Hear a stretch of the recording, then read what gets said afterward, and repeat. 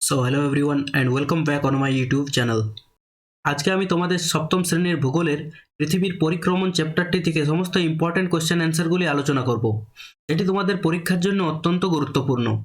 তো আশা করি তোমরা সবাই খাতা কলম নিয়েই বসেছো এবং তোমরা ভিডিও দেখার সাথে সাথে এগুলির নোটও বানিয়ে নেবে, যাতে তোমাদের পরবর্তীকালে রিভাইজ করতে সুবিধা হয়। তো চলো ভিডিওটা শুরু করা যাক। এই চ্যাপ্টার থেকে প্রথম প্রশ্ন হচ্ছে মহাকর্ষ। তো মহাকর্ষ কি? মহাবিশ্বে সব বস্তুই পরস্পরকে আকর্ষণ করে বা নিজের দিকে টানে, এটাকেই মহাকর্ষ বলে। পৃথিবীর এই আকর্ষণকে বলা হয় মধ্যাকর্ষণ শক্তি। অর্থাৎ মহাবিশ্বে প্রত্যেকটি বস্তুই পরস্পরকে টানে বা নিজের দিকে আকর্ষণ করে, এবং পৃথিবীর যে টান রয়েছে, অর্থাৎ পৃথিবী আমাদেরকে যে বল দ্বারা টানে নিজের দিকে, সেটিকে বলা হয় মধ্যাকর্ষণ শক্তি। ঠিক আছে, পৃথিবীর এই আকর্ষণ বলকে বলা হয় মধ্যাকর্ষণ শক্তি। এর কারণে আমরা পৃথিবী থেকে ছিটকে যাই না, অর্থাৎ পৃথিবী আমাদেরকে কি নিজের দিকে টেনে রেখেছে, তাই আমরা পৃথিবী ঘুরলেও আমরা ছিটকে পড়ি না। এখান থেকে যদি প্রশ্ন আসে মহাকর্ষ কাকে বলে, তাহলে তোমরা এটা করে নিতে পারবে। আবার এখান থেকে প্রশ্ন দিতে পারে যে পৃথিবী দ্রুত গতিতে ঘূর্ণন করলেও আমরা পৃথিবী থেকে ছিটকে পড়ি না কেন, সেটাও তোমরা এখান থেকে করে নিতে পারবে। নেক্সট, সূর্য পৃথিবীর তুলনায় কত গুণ বড়? সূর্য পৃথিবীর তুলনায় 13 লক্ষ গুণ বড়। পৃথিবীর সবচেয়ে কাছের নক্ষত্র বা তারা কোনটি? পৃথিবীর সবচেয়ে কাছের নক্ষত্র বা তারা হলো সূর্য। আর সূর্য ছাড়া যদি বলে যে আরেকটি নক্ষত্রের নাম বলো যেটা পৃথিবীর কাছে আছে, সেটি হচ্ছে প্রক্সিমা সেন্টাউরি। আমাদের ছায়াপথের নাম কি? তো আমাদের ছায়াপথের নাম হচ্ছে আকাশগঙ্গা বা মিল্কি ওয়ে। আর এছাড়াও যদি বলে যে আমাদের কাছে কোন ছায়াপথ রয়েছে, তো সেটি হচ্ছে অ্যান্ড্রোমেডা। নেক্সট, পৃথিবীর অক্ষ কাকে বলে? পৃথিবী যে কাল্পনিক রেখার চারিদিকে আবর্তন করে তাকেই পৃথিবীর অক্ষ বলে। পৃথিবী নিজের অক্ষের সাথে 23.5 ডিগ্রি হেলে থাকে। পৃথিবী নিজের অক্ষের সাথে কত? নিজের অক্ষের সাথে 23.5 ডিগ্রি হেলে থাকে। পৃথিবীর কক্ষপথ কাকে বলে? পৃথিবী যে পথে সূর্যকে প্রদক্ষিণ করে সেটাই হলো পৃথিবীর কক্ষপথ। যে পথে সূর্যকে প্রদক্ষিণ করে সেটাই হলো কক্ষপথ। এবং এই কক্ষপথটি কি আকৃতির? এই কক্ষপথটি হলো উপবৃত্তাকার, ঠিক ডিমের মতো উপবৃত্তাকার। এবং আরেকটা প্রশ্ন আছে যে পৃথিবী কোন দিক থেকে কোন দিকে সূর্যকে প্রদক্ষিণ করে? তো পশ্চিম থেকে পূর্ব দিকে প্রদক্ষিণ করে। পৃথিবীর কক্ষতল কাকে বলে? পৃথিবীর কক্ষপথ মহাশূন্যে যে কাল্পনিক সমতলে অবস্থিত তাকেই পৃথিবীর কক্ষতল বলে। পৃথিবী নিজের কক্ষতলের সাথে 66.5 ডিগ্রি কোণে হেলে থাকে। তো এই দুটো ইম্পর্টেন্ট, যে নিজের অক্ষের সাথে কত ডিগ্রি কোণে হেলে থাকে, তো 23.5 ডিগ্রি কোণে নিজের অক্ষের সাথে হেলে থাকে, এবং নিজের কক্ষতলের সঙ্গে কত ডিগ্রি হেলে থাকে, তো কক্ষতলের সঙ্গে হেলে থাকে 66.5 ডিগ্রি। নেক্সট, পৃথিবীর কক্ষপথের আকৃতি কেমন? তো পৃথিবীর কক্ষপথের আকৃতি হলো উপবৃত্তাকার। নেক্সট, সূর্য পৃথিবীর কক্ষতলের কোথায় অবস্থিত? তো সূর্য পৃথিবীর কক্ষতলের ফোকাসে বা নাভিতে অবস্থিত। সূর্য পৃথিবীর কক্ষতলের ফোকাসে বা নাভিতে অবস্থিত।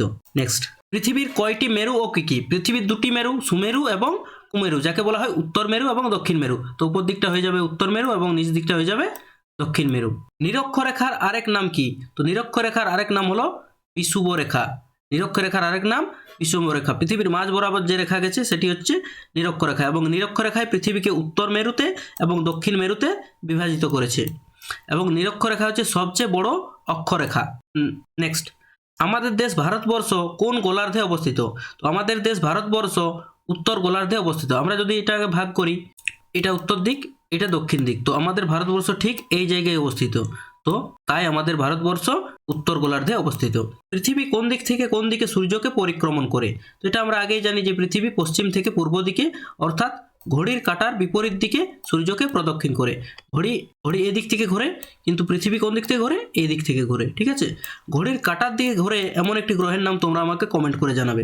নেক্সট, পৃথিবীর বার্ষিক গতি বা পরিক্রমণ গতির বেগ কত? পৃথিবীর বার্ষিক গতি বা পরিক্রমণ গতির বেগ হলো সেকেন্ডে প্রায় 30 কিলোমিটার। অর্থাৎ যে গতিতে পৃথিবী সূর্যের চারিদিকে যে গতিতে প্রদক্ষিণ করে সেই গতির বেগ বলছে। তো বার্ষিক গতির বেগ হলো সেকেন্ডে প্রায় 30 কিলোমিটার। নেক্সট, মুক্তি বেগ কাকে বলে? কোনো বস্তুকে ন্যূনতম যে বেগে আকাশের দিকে ছুড়ে দিলে তা সেই গ্রহের মধ্যাকর্ষণ শক্তি কাটিয়ে বাইরে চলে যেতে পারে, সেই বেগকে বলা হয় গ্রহের মুক্তিবেগ। পৃথিবীর মুক্তিবেগ কত? তো পৃথিবীর মুক্তিবেগ হলো 11.2 কিমি প্রতি সেকেন্ডে। ঠিক আছে, পৃথিবীর মুক্তিবেগ কত? তো পৃথিবীর মুক্তিবেগ হলো প্রতি সেকেন্ডে 11.2 কিমি। অর্থাৎ প্রতি সেকেন্ডে যদি কেউ 11.2 কিমি বেগে যেতে পারে, তাহলে সে পৃথিবীর মধ্যাকর্ষণ শক্তিকে অ্যাভয়েড করে চলে যেতে পারবে। কৃত্রিম উপগ্রহকে ন্যূনতম কত বেগে উৎক্ষেপণ করা হয়? অর্থাৎ আমাদের যে রকেট এবং কৃত্রিম উপগ্রহ আছে তারা মহাকাশে চলে যায়, তো সেটা কত বেগে ছাড়ে বলে সেটা যেতে পারে। তো কৃত্রিম উপগ্রহকে ন্যূনতম 11.2 কিমি পার সেকেন্ড বেগে ছাড়ে বলে সেটা যেতে পারে। তো এখান থেকে আরেকটা জিনিস জানা যায় যে যে গ্রহের মধ্যাকর্ষণ শক্তি যত বেশি হবে তার মুক্তিবেগ তত বেশি হবে। অর্থাৎ মধ্যাকর্ষণ শক্তি যদি কম থাকে তাহলে তার মুক্তিবেগও কিন্তু কম হবে। সেক্ষেত্রে কি হবে, কম গতিতে সহজেই সেই গ্রহ থেকে মহাকাশে চলে যেতে পারবে কোনো রকেট, যেটাই বলতে পারো।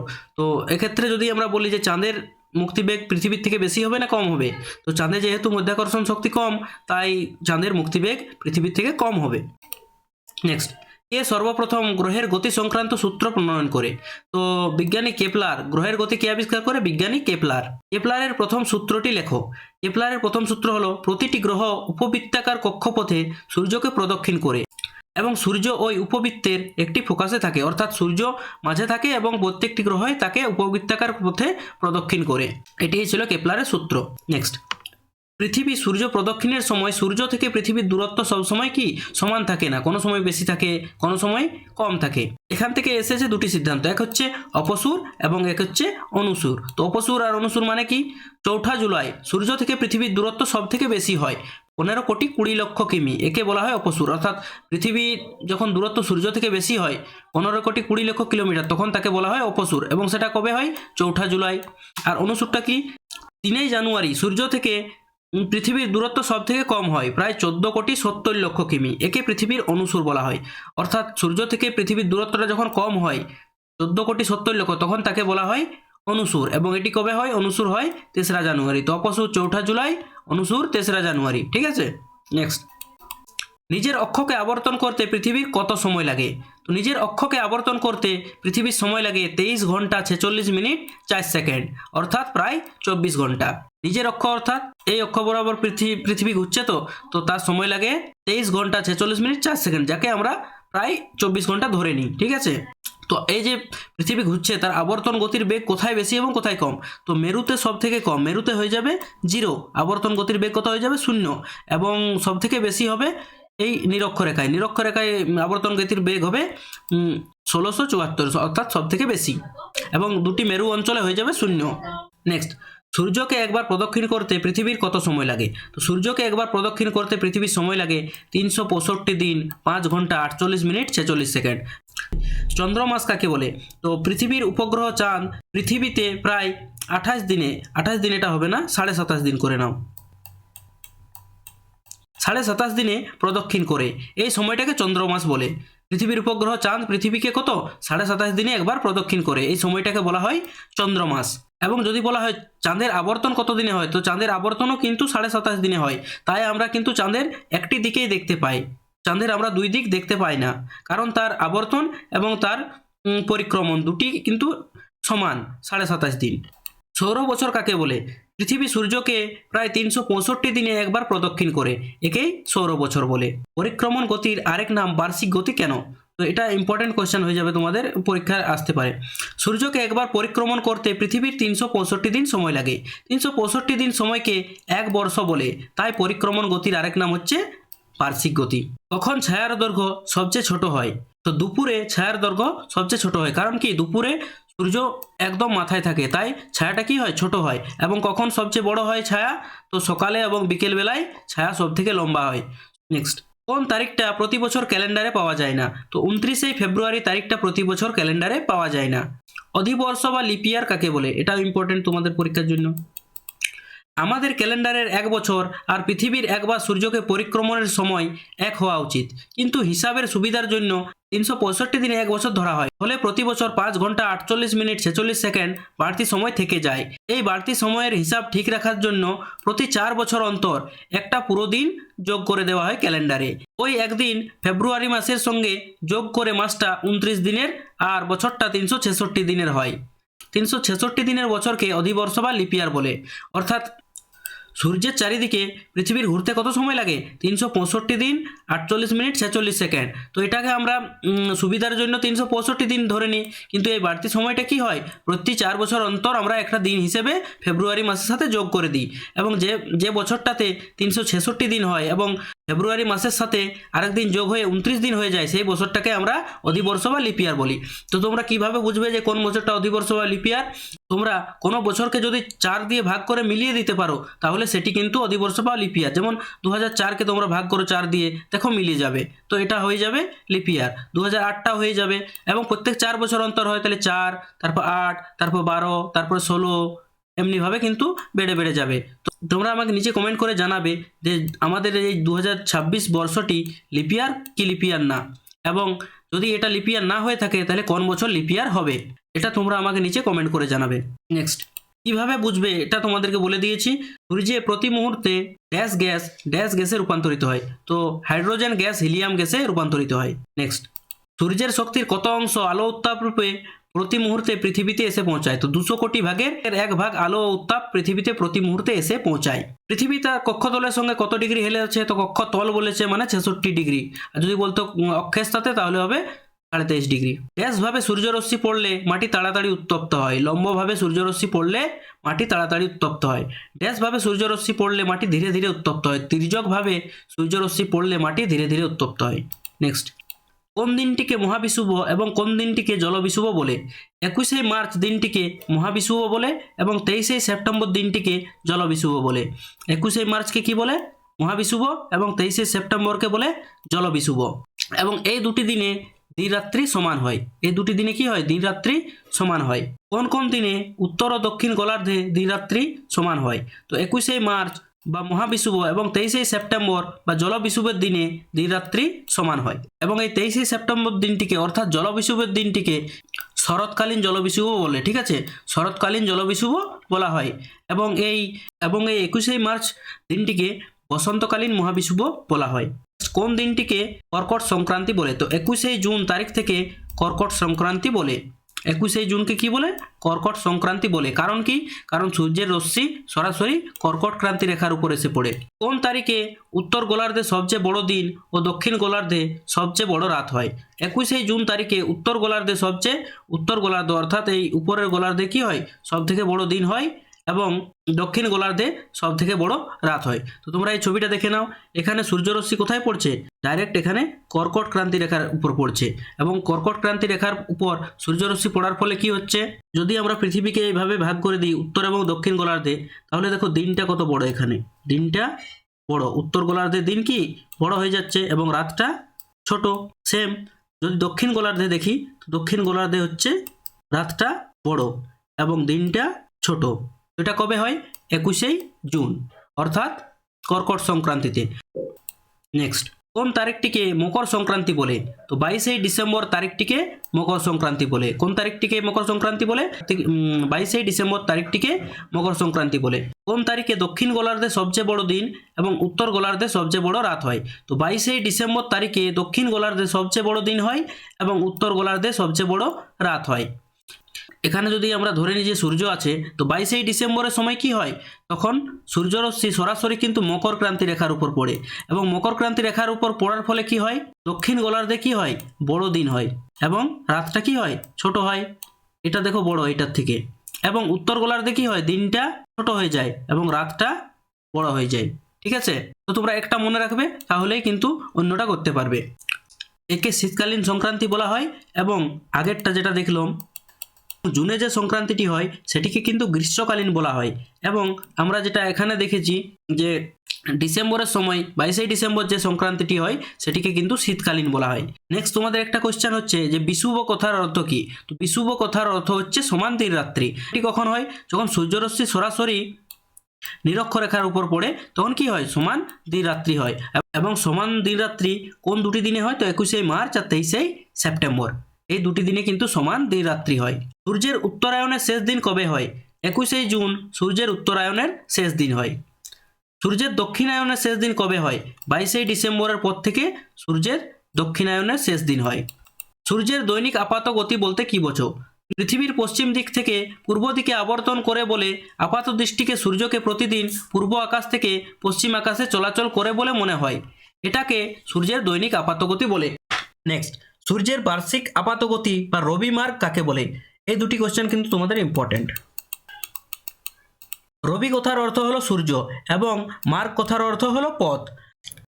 আপাতভাবে মনে করা হয় যে সূর্য পৃথিবীর বিষুব রেখা থেকে উত্তরে কর্কট ক্রান্তি রেখা পর্যন্ত এবং দক্ষিণে মকর সংক্রান্তি রেখা থেকে চলাচল করে। এটাই সূর্যের বার্ষিক আপাতগতি বা রবিমার্ক বলা হয়। নেক্সট, সূর্যের উত্তরায়ণ কাকে বলে?